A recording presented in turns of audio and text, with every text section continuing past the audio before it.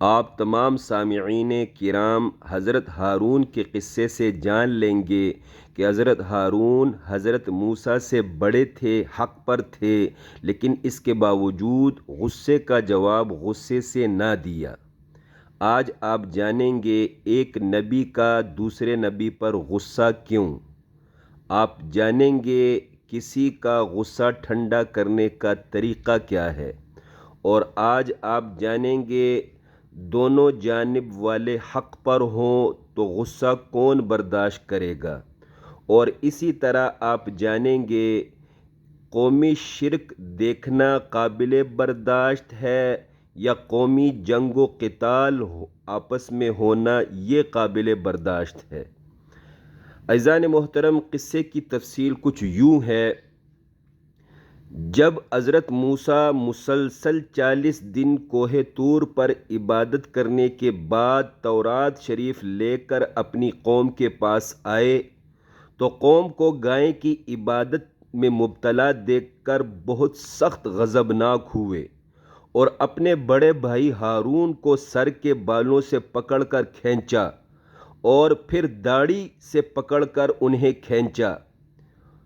اس غصے کے موقع پر حضرت موسیٰ نے اپنے بڑے بھائی حضرت ہارون سے کہا،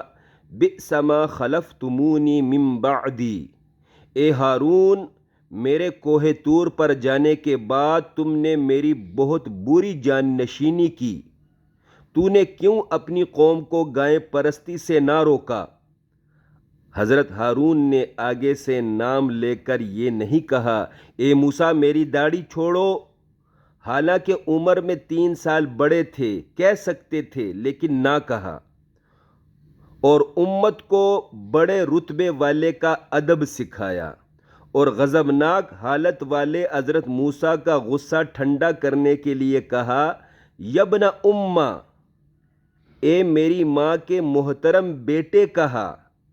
اور ہمیں سکھایا کہ احترام اور عزت دے کر غصے والے کا غصہ ٹھنڈا کیا کرو۔ حضرت ہارون نے حق پر ہونے کے باوجود اور بڑے ہونے کے باوجود غصے کا جواب غصے سے نہ دیا، بلکہ نرمی سے جواب دیتے ہوئے کہا،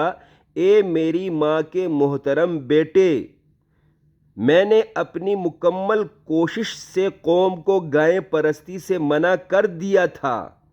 لیکن اگر میں مزید قوم پر سختی کرتا اور تلوار اٹھا کر انہیں گائے پرستی سے روکتا تو ہماری قوم 2 حصوں میں بٹ کر آپس میں جنگ و قتال شروع کر دیتی۔ حضرت ہارون نے اپنی قوم میں شرک دیکھنا برداشت کر لیا، مگر اپنی قوم کے لوگوں میں جنگ و قتال کرنا گوارا نہ کیا۔